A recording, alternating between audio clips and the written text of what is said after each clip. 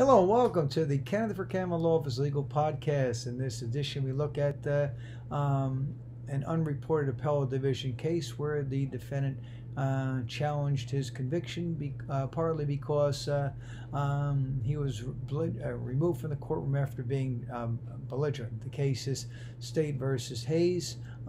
So here, the defendant appealed his conviction for third-degree theft and the sentence of 5 years imprisonment. The defendant was arrested for the theft of a woman's handbag in an arcade in Wildwood. The victim's handbag contained her engagement and wedding rings, and which the defendant was later observed wearing. On appeal, the defendant argued the trial court violated defendant's constitutional rights by denying the motion to relieve counsel and erred in denying defendant's right of allocution be present at sentencing. The appellate court rejected the defendant's argument and affirmed the conviction and sentence. The court noted that defendant's motion to relieve his counsel were denied after the trial court found the defendant did not understand the nature and consequences of his request to waive counsel and repeatedly engaged in destructive behavior in the court, culminating in allegedly filing a civil lawsuit against his public defender.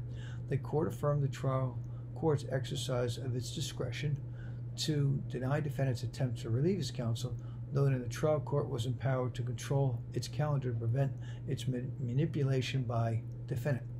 The court ruled the defendant's unserved civil lawsuit against his counsel was insufficient to establish a significant likelihood of prejudice to defendant, since counsel would have an interest in not providing substantive representation that could be used as evidence in defendant's lawsuit. The appellate court further affirmed the trial court's decision to remove defendant from the courtroom during sentencing due to defendant's continued destructive behavior.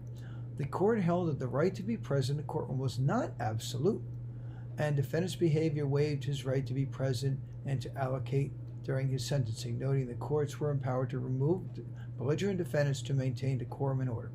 And that's State versus Hayes. For other information on criminal cases, visit website njlaws.com, and for representation, contact Kenneth for Cameron and Edison at 732-572-0.